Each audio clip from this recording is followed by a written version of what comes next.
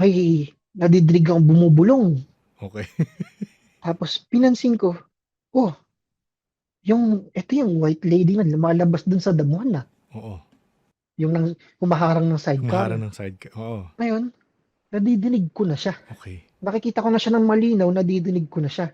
Nang una ko siyang nakikita, is babae lang siya na naka-suit ng puti. Pero nung nakita ko na siya this time, is iba na yung suot niya.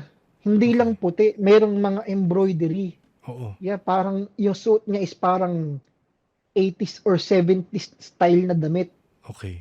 na some kind of dress. Di ako masyadong maalam sa mga dress eh. Mm, mm, Tapos, ang ano niya, huwag niyo akong kalimutan. Gusto ko nang umalis. mm, mm, Gusto ko na lang makaalis. mm. Pansinin niyo ako. Yun narinig mo. Oo. Yeah. Ako naman, first time eh. Oo. So, nilapitan ko.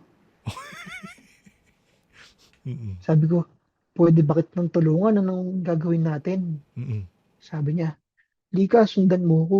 Ako naman, sinundan ko. Okay. Yung sa damuhan, mataas na damuhan yun. Maraming matataas na damo doon, mas mataas Oo. pa sa tao. Oo. Tapos, pasok siya doon sa damuhan, pasok rin ako. Medyo natitinik-tinik pa ako kasi matinik yung damo na yun eh. Mm. Hindi naman siguro kalagitnaan, pero after some time, meron na akong nakitang mababang puno lang. Hindi ko rin masabi kung anong klaseng puno, basta yung dahon niya is maliliit. Pero hindi rin siya, mababa siya, pero hindi rin ganun kataas. Mm. Mas natataasan pa rin siya ng mga damo. Yes. Tapos somehow, sa paligid ng puno na yun, patay yung damo. Tapos tinanong ko siya, anong gagawin ko? Paano kita tutulungan? Oo. Tapos ang sabi niya, hindi ako makaalis. Wala na dyan yung katawan ko.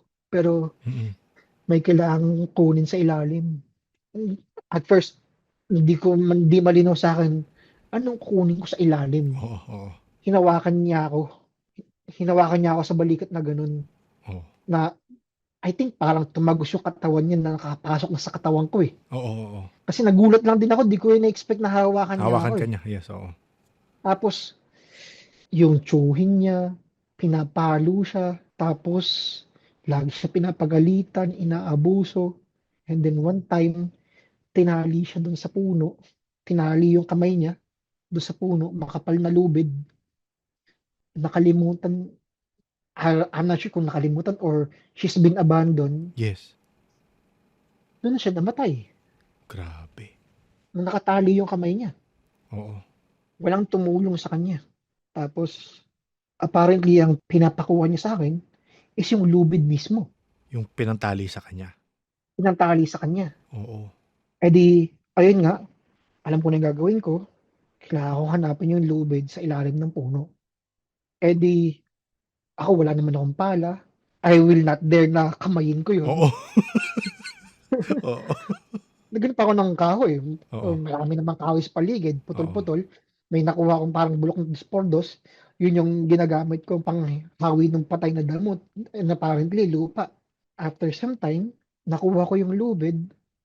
Tapos, tinitignan niya ako. Ayokong makalimutan. Tandaan mo yung pangalan ko. Oo, ang pangalan mo? Ang pangalan niya is Teresa de los Reyes. Diyos ko. Kinilabutan ako dun. Yeah. Mm. So hanggang ngayon, tanda ko pa rin yung pangalan niya. Oo. Tapos, anong gusto mong gawin ko dito sa lubid? Oo. Ay nga, tulad ng ano mo, pinasunog. Pinasunog ako. Ngayon, umuwi pa ako ng bahay, kumuha pa ako ng posporo. Tapos bumalik ako doon, sinunog ko. Tapos, from somewhere, merong parang itim na kalapati. Mm. Itim na kalapati. Hindi naman uwak kasi alam ko pinagkaiba uwak Oo. at Oo. kalapati. Yes. Oo. Oo. Kaso, etong kalapati na to is pure black. Tapos, lumapit siya dun sa spirit ng babae. Tapos, yung mata nung kalapati is parang nagliwanag. Mm. Tapos, unti-unti na siyang nawala. Siya at saka yung babae, yung kalapati at saka yung babae. Mm. Sabi ko, ano yun? Oo. Kasi medyo hindi pa malinaw sa akin. So, mystery pa kung ano yung kalapati na yun.